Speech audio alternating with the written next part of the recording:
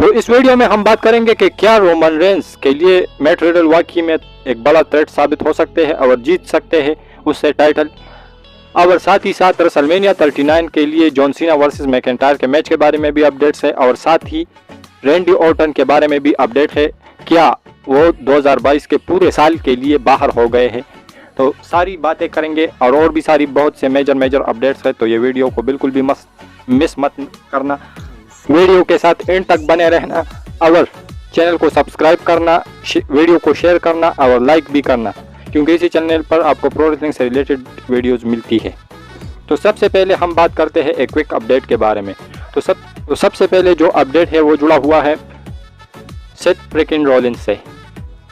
तो अभी recent time में सेथ रॉलिंस ने अपने ट्विटर हैंडल का जो नेम है वो चेंज कर लिया है और अब पहले सेथ फ्रिकिन रॉलिंस था, फिर सेथ फ्रैंकलिन रॉलिंस हो गया, उसके बाद अब सेथ MITB रॉलिंस हो गया है। तो इससे आप लोग अंदाज़ा लगा सकते हो कि जो लोंडा है वो कितना एक्साइटेड है मनी इन द बैंक के लिए और मनी इन द बैंक को विन करने के लिए। तो आप लोग इससे अंदाज़ा लगा सकते हो कि क्या वाकई में जो सेथ रॉलिंस है वो इस साल का मनी इन द बैंक जीतने वाला है। और अगर इस साल सेथ रॉलिंस को मनी इन द बैंक नहीं जितवाए तो फिर बहुत बड़ी गलती होगी WWE को कि अगर किसी दूसरी सुपरस्टार को जिताती है मनी इन द बैंक का ब्रीफ केस।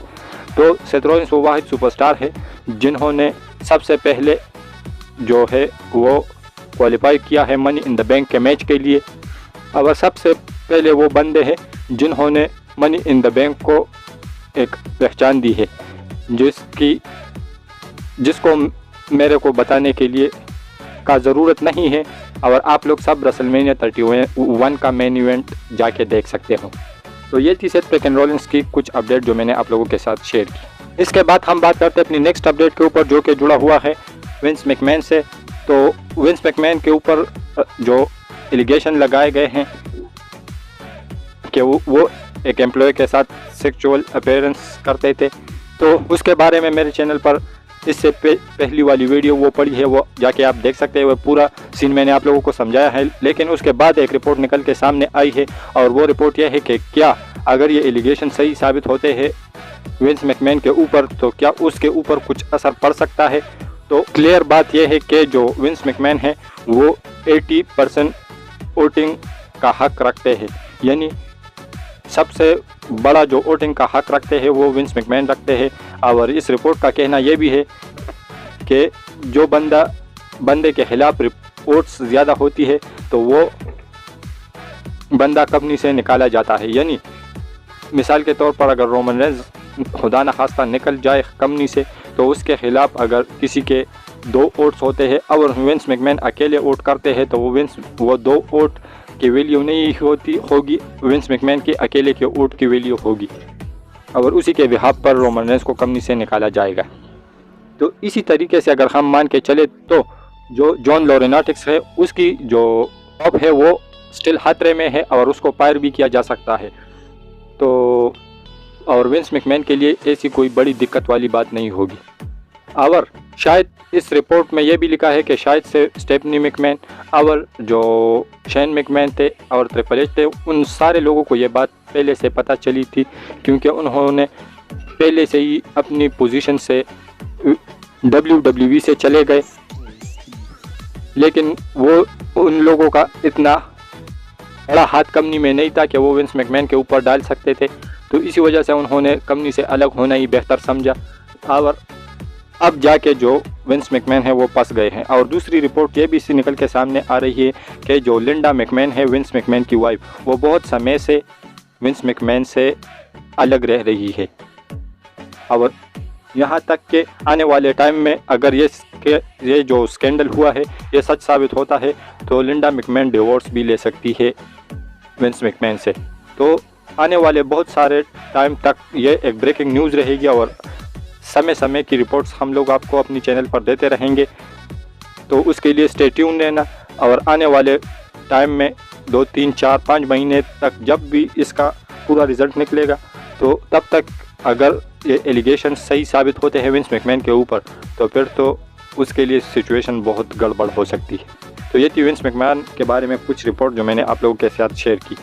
इसके बाद हम बात करते हैं कल की स्मैकडाउन के बारे में। तो विंस मैकमैन की सिचुएशन के बारे में बहुत सारे लोग ये स्पेकुलेट कर रहे हैं, रूमर आ रहे हैं कि जो कल का स्मैकडाउन है वो या तो होगा नहीं, अगर होगा तो वैसे मैच कोई ऐसे ही रैंडमली कुछ मैचेस बुक करवाएगी WWE और कल के स्मैकडाउन पर बहुत ज़्यादा असर पड़ेगा। तो उसके बारे में रिपोर्ट ये है कि नहीं, जैसे ही WWE ने प्लान किया था पहले से ही बिल्कुल वैसा ही स्मैकडाउन होगा और बिल्कुल वैसा ही आप लोग एक्सपेक्ट कर सकते हैं कि स्मैकडाउन का शो रन करेगा और विंस मैकमैन और जॉन लॉरेनेटिक्स जो है वो बैक स्टेज ही होंगे। इसके बाद हम बात करते हैं साशा बैंक्स के बारे में। तो साशा बैंक्स के बारे में कल सुबह मैंने एक वीडियो डाली थी जिसमें आप लोगों को मैंने बताया था कि साशा बैंक्स को WWE ने रिलीज़ कर लिया है।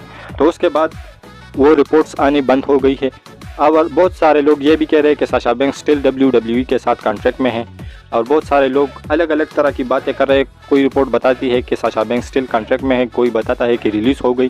तो अभी अगर कोई ये कहता है कि साशा बैंक्स रिलीज़ नहीं हुई है तो ये रिपोर्ट्स पर झूठ बोल रही है। अगर कोई बोलता है कि नहीं रिलीज़ हो गई है तो फिर जो सुपरस्टार है वो कोई भी, अगर सुपरस्टार वो छोटा हो या बड़ा, कोई भी सुपरस्टार जो रिलीज़ होता है तो उसके ऊपर अपना कमेंट्स करते हैं। और दूसरी बात ये कि अगर साशा बैंक्स को रिलीज़ कर दिया गया है तो सुपरस्टार क्यों उसके ऊपर कमेंट्स नहीं कर रहे, या तो सुपरस्टार उसके ऊपर गुस्सा है और अगर गुस्सा नहीं है तो साशा बैंक्स ने कुछ ऐसा काम कर लिया है कि जिसके ऊपर WWE ने सुपरस्टार को बोला हुआ है कि कोई भी इसके ऊपर रिस्पॉन्ड नहीं कर सकता।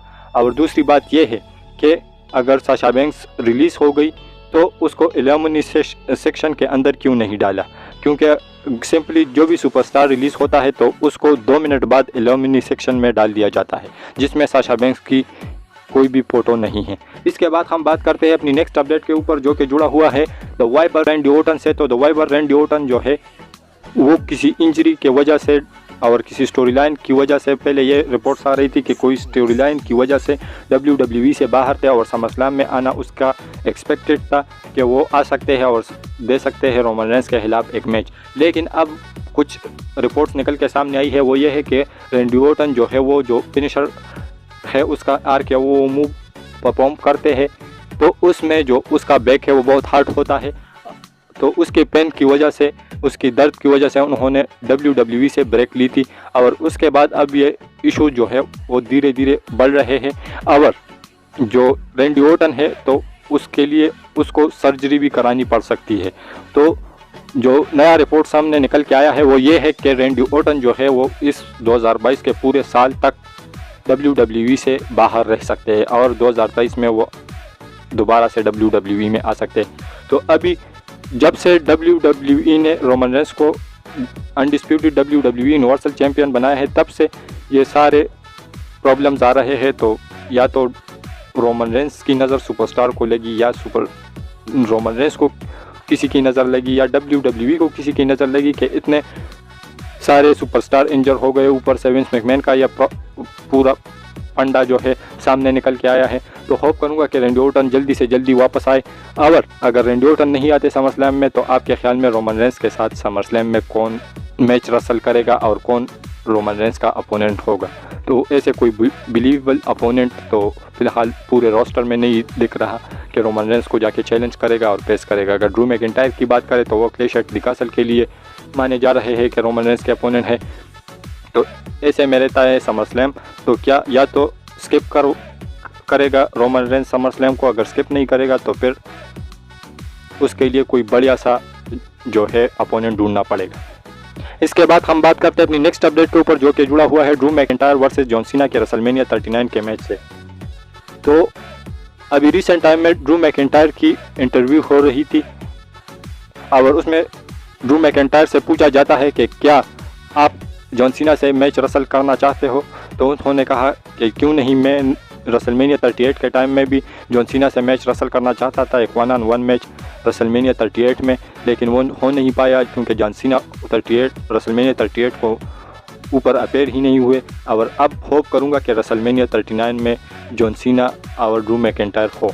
तो ड्रू मैकिंटायर का क्लियर जो है चैलेंज है जॉन सीना के लिए कि वो आके उसके साथ एक 1-on-1 मैच करे, और वो होगा रेसलमेनिया 39 ग्रैंड स्टेज के ऊपर, और वहाँ पर ड्रू मैकिंटायर उसको पेश करे। तो आप लोग में से कितने लोग इस मैच को देखना चाहते हो, इसके बारे में अपनी राय नीचे कमेंट सेक्शन में दीजिए। इसके बाद हम बात करते हैं अपनी फाइनल अपडेट के ऊपर, जो कि जुड़ा हुआ है Roman Reigns versus Matt Riddle के कल के मैच से। तो कल का जो मैच है वो तो सब लोगों ने ये तय कर लिया है कि वो एक प्रेडिक्टेबल मैच है, और उसमें इजीली रोमन रेंज हरा देंगे मैट रिडल को। लेकिन रोमन रेंज का जो अभी का शेड्यूल है उसके मुताबिक बहुत सारे लोग बोर हो चुके हैं रोमन रेंज से। ऐसा मैं नहीं कह रहा कि बोर हो चुके हैं, बल्कि उसके इस पार्ट टाइम वाले शेड्यूल की वजह से उससे बोर हो चुके हैं। और WWE भी कोई मेजर स्टेप लेगी, क्योंकि WWE को कोई ऐसा चैंपियन चाहिए जो कि हर हफ्ते आए शो पर और अपनी चैंपियन को डिपेंड करे, चैंपियनशिप को डिपेंड करे किसी सुपरस्टार के अगेंस्ट, और हर शो पर एक्टिवली वो अपेयर हो। तो रोमन रेंज के केस में तो ऐसा नहीं है। तो ये एक रीज़न हो सकता है कि कल के मैच में मैट रिडल हमें जीतता हुआ नज़र आए। वैसे अगर आप सब लोग ये बात जहन में रख कर चल रहे हो कि रोमन रेंज जीत सकते हैं, तो ये बात जहन से निकालो, क्योंकि जो WWE है वो OMG वाले मोमेंट के लिए जानी जाती है, एक बड़े शोकर्स के लिए जानी जाती है। तो एक्सपेक्ट कर सकते हो कि यहाँ पर टाइटल चेंज हो जाए। और दूसरी बात यह है कि जो फॉक्स वाले हैं, मेरे ख्याल में, आई थिंक, मेरे को ज़्यादा याद नहीं है, या दूसरी कोई प्लेटफॉर्म वाले थे जिन्होंने एक पोल किया जिसमें ये था कि मैट रिडल को कौन अनडिस्प्यूटेड चैंपियन देखना चाहते हैं और रोमन रेंज को। तो उसमें जो शॉकिंगली जो वोट थे वो मैट रिडल के 59% थे, और जो ट्राइबल चीफ के वोट थे वो जस्ट 41% थे।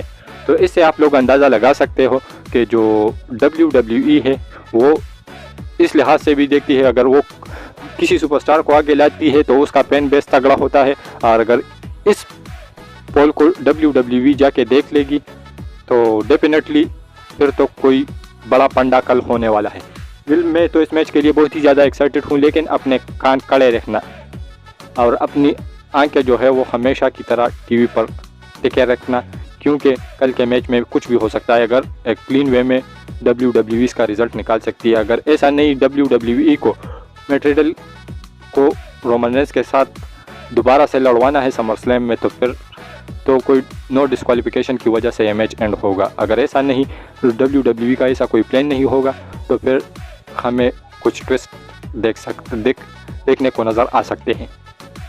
हमारी ये जो आज की वीडियो थी वो यहीं पर ख़त्म होती है। अगर पसंद आए तो वीडियो को लाइक, शेयर और चैनल को सब्सक्राइब करें, क्योंकि इसी चैनल पर आपको प्रो रेसलिंग से रिलेटेड ऐसी वीडियोस मिलती रहेंगी।